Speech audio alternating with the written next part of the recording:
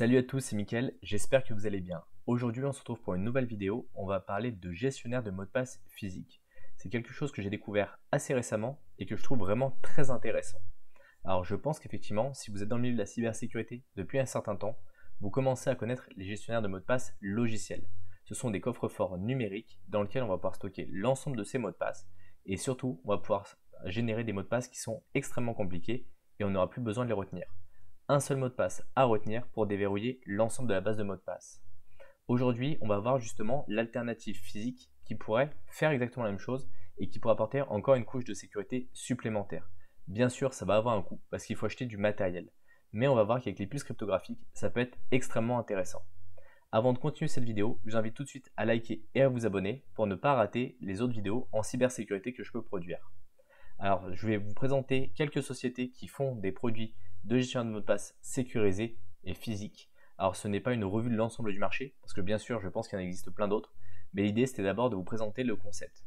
Le premier outil que j'avais envie de présenter, il s'appelle Multipass. C'est bien sûr un gestionnaire de mots de passe physique qui ressemble à l'image que je vous présente à l'écran. Alors, c'est pas la première version, parce que la première version, elle demandait d'être branchée en permanence, et donc elle n'était pas forcément très accessible et très simplifiée pour les personnes qui devaient l'utiliser. C'est pour ça qu'ils ont fait une seconde version qui est cette fois sans fil et qui va apporter tout un tas de fonctionnalités complémentaires. Ça a été lancé sur Kickstarter pour 70 $ environ. Aujourd'hui, ça en coûte à peu près 135. Donc ça a quand même un coût qui est assez élevé. Mais si on regarde un petit peu au niveau des différentes fonctionnalités. Alors bien sûr, c'est un équipement physique qui est basé sur une notification par carte à puce avec de l'AES 256. On est sur de la cryptographie symétrique. Ça fonctionne un petit peu comme un coffre-fort directement numérique et on va avoir une intégration qui va être native en fait avec les différents navigateurs qu'on peut utiliser et avec l'ensemble des des appareils qu'on va pouvoir utiliser. Alors pourquoi ils expliquent autant d'informations sur leur site? C'est pour apporter une certaine transparence parce qu'ils font de l'open source et je pense que c'est quand même notable dans ce type de produit d'avoir une transparence qui est la plus importante possible pour identifier le niveau de sécurité. Alors comment est-ce que ça va fonctionner? On va avoir ici en fait un équipement qui va ressembler à ça. Cet équipement, il permet uniquement de faire l'interconnexion entre votre ordinateur ou votre tablette et la carte à puce.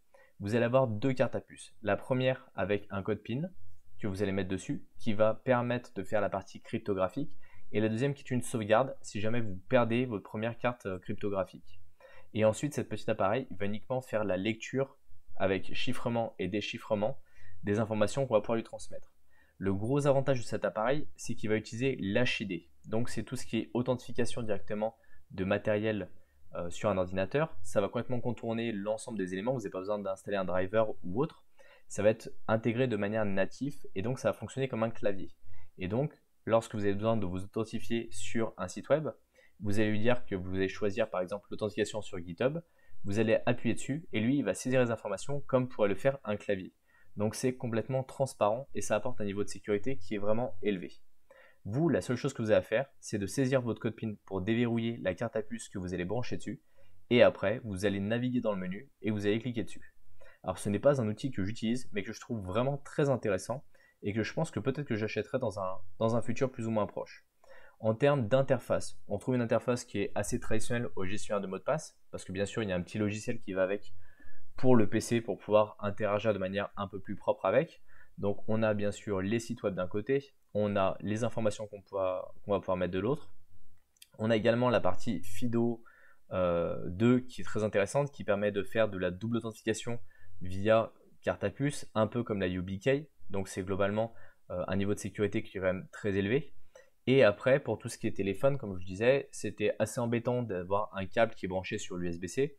Donc ils ont apporté une fonctionnalité en Bluetooth Low Energy, donc c'est du Bluetooth 4, du BLE, avec un code PIN sur la carte à puce qui bien sûr va bloquer la carte à puce au bout de 3 mauvais essais. Donc on est sur un produit qui est quand même assez propre, assez récent, avec ici une FAQ qui vous explique globalement comment ça marche. C'est un peu les informations que j'ai pu vous donner. Dites-moi en commentaire si vous avez déjà utilisé ce type de produit, si ça vous intéresse ou pas du tout. Je trouvais le concept assez novateur et qui apportait vraiment une touche assez pratique. Par contre, comme je vous disais, quand on va pour en acheter un, je trouve que le coût est encore assez cher, 135 $ pour un équipement de ce type-là. Ça reste pas forcément à la portée de tous. mais je pense que ça peut apporter une bonne alternative aux gestionnaires de mots de passe qui sont logiciels. La grande problématique, c'est que si jamais vous perdez l'ensemble des informations, vous n'avez plus accès à votre base de mots de passe. Si vous perdez vos 2 cartes à puce qui vous permettent de vous authentifier, vous n'avez plus accès à votre gestionnaire de mots de passe. La seule manière d'y accéder, c'est via un script Python qu'ils vont vous donner. Et après, il faudra que vous puissiez récupérer vos clés AES pour les déchiffrer. Donc, ce n'est pas forcément accessible pour l'ensemble des utilisateurs. Je suis tombé également sur un second produit qui s'appelle Hoplite Key. Alors, c'est un produit qui n'est pas forcément tout récent. Et lui, il est plutôt orienté sur un conteneur de stockage de dossiers et de documents. Et donc, ça va être stocké dans une petite puce physique qui va ressembler à ça. Donc, elle est déjà bien sûr disponible sur le marché. L'avantage de ce qu'il propose, c'est qu'il y a une certaine résistance aux aléas de la vie, donc que ce soit l'IP68 pour tout ce qui est résistance au choc et tout ce qui est haute température. Ça va fonctionner avec du Windows, Mac et Linux, Android bien sûr. On est sur un produit qui coûte également 130 €.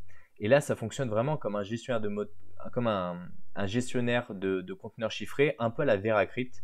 Et c'est là où j'ai du mal à voir la grosse plus-value qu'ils ont. Oui, effectivement, on va stocker ce conteneur sur cette partie physique, mais quel est l'intérêt d'avoir ça si on peut faire pour quasiment quelques euros un VeraCrypt qu'on va stocker sur une clé USB? Alors oui, la clé USB a potentiellement tendance à beaucoup plus se détériorer dans la vie, parce qu'elle va s'abîmer ou elle va avoir certains aléas qui vont faire que ça va se connecter ou se déconnecter. Mais l'avantage d'un conteneur, par exemple VeraCrypt, c'est qu'on peut le mettre un petit peu n'importe où. Là, on est un peu lié à leurs produits, on est un peu dépendant de leurs produits, et ils font gestionnaire de mots de passe sécurisé physique, mais globalement, ils englobent ça surtout dans un stockage sécurisé physique. C'est plutôt un conteneur en fait sécurisé physique qu'un gestionnaire de mots de passe physique. Et c'est pour ça que pour moi, ce qui répond le plus aux besoins à l'heure actuelle, c'est Multipass, qui permet de proposer ça. Alors bien sûr, je n'ai pas du tout été sponsorisé par l'entreprise pour faire ça, je ne les connais pas du tout, je suis tombé dessus, je trouvais ça extrêmement intéressant. Maintenant, moi, comme je vous le disais, peut-être que j'en achèterai un, je verrai si c'est vraiment utile. Je reste quand même sur une YubiKey qui est très utile pour faire la double authentification, parce que c'est vraiment l'élément de base avec une puce physique que je trouve très très pratique. Après, les gestionnaires de mots de passe, je trouve KeePass encore très pratique, même si on est obligé de faire du copier-coller pour aller remplir les différents champs. On peut utiliser KeePass XC, qui est une version alternative avec un plugin qui permet de le faire automatiquement dans le navigateur. Je suis pas trop fan. Là, j'aime bien quand même l'interface directement en HID, où il va simuler un clavier, ce qui permet d'avoir une interface qui soit vraiment fonctionnelle avec l'ensemble des devices que vous pouvez utiliser. Après, ce qui m'embête un peu, c'est toujours cette histoire de carte à puce. Et si jamais vous faites voler votre carte à puce, ou si quelqu'un prend votre sauvegarde, vous en apercevez pas, vous êtes toujours un petit peu dépendant. Donc voilà, dites-moi si c'est un produit que vous allez utiliser. Pensez également à récupérer le guide qui est disponible dans la description. Il vous permettra de bien débuter en cybersécurité. On se retrouve dans une prochaine vidéo. Salut à tous!